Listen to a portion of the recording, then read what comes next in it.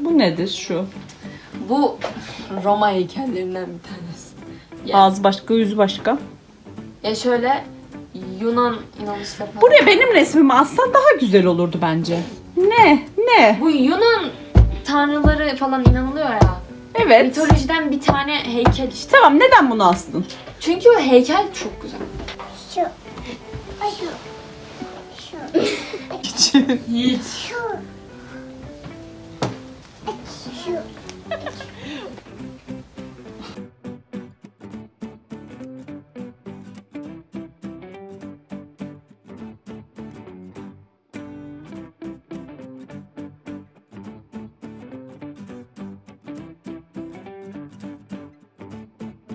Aynı sayı olunca birisi düşünüyor.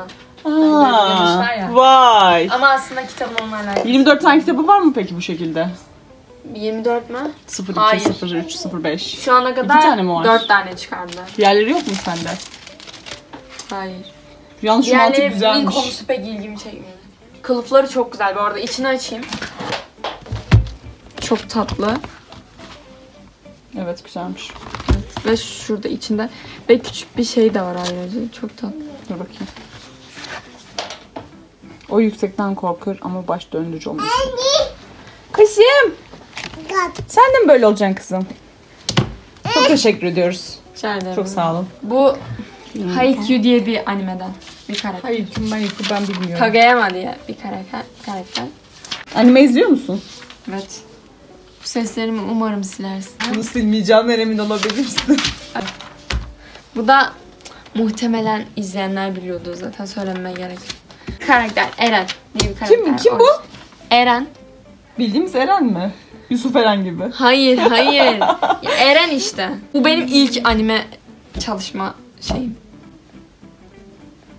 Bu da böyle. Bunu da izleyenler biliyordur. One Punch Man animesinden.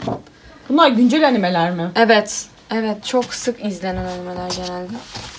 Sonra işte bu deftere geçmeye karar verdim. Bu normal bir defter mi? Eski defter. Sonra böyle rastgele çizimler. Bu altlara da dinlediğim şarkıları falan yazdım o sırada. Sonra burada Okuldan gelmişsin, ölü gibi sesin çıkıyor. Buna ne diyeceğiz? orucum artık. Oruçtum. Bu ilk defa kendi kafamdan çizdiğim şey. Bu kendin mi çizdin? Evet, bunu kendim çizdim. Tamam. Tamam. Şimdi sen bu kamerayı tut, ben de sana nasıl resim çizimi göstereceğim. Tamam mı? Şu kağıda çizebilir miyim?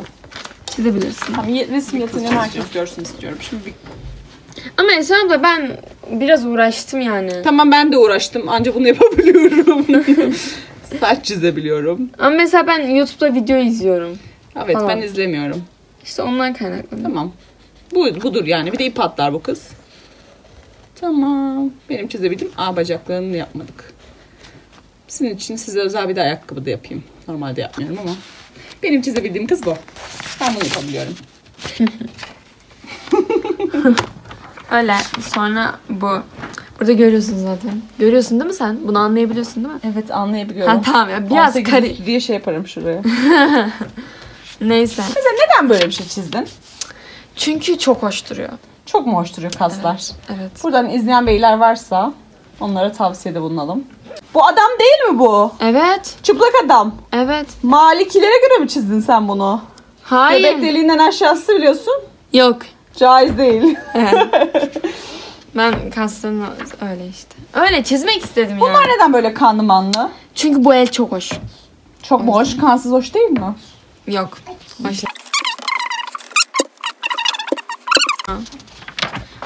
Buradan sonra da izleyenlerin biliyordur.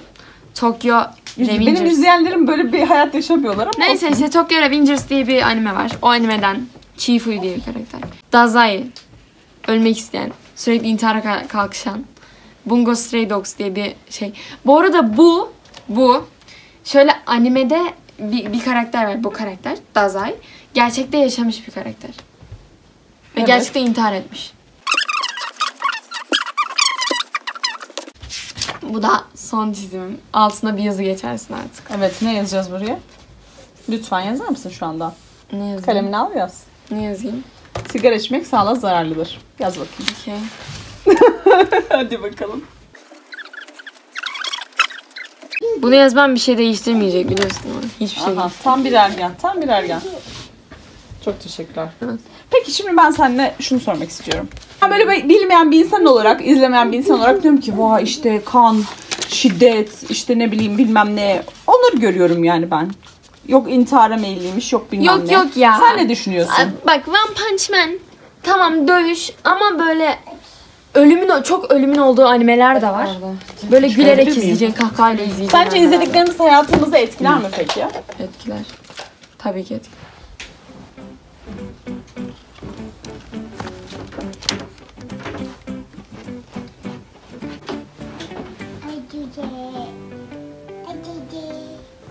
Ne var kızım içinde? Ne var?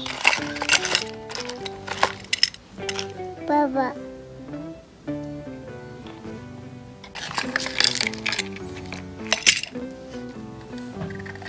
Bunu tanıyor musun kızım? Pikachu. Tanıyor musun? Günnihal. Bak. Güzel.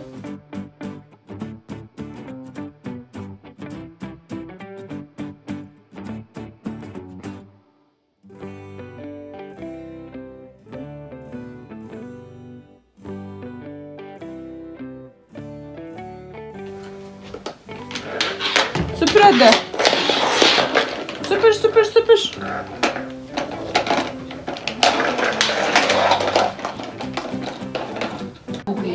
İnşallah. Bunu sen mi yaptın teyze şimdi? Oo sıcacık. Evet yavrum sıcacık. Bakayım altı nasıl? Evet pişmiş elhamdülillah. Bak şimdi bu çökecek, yumuşayacak.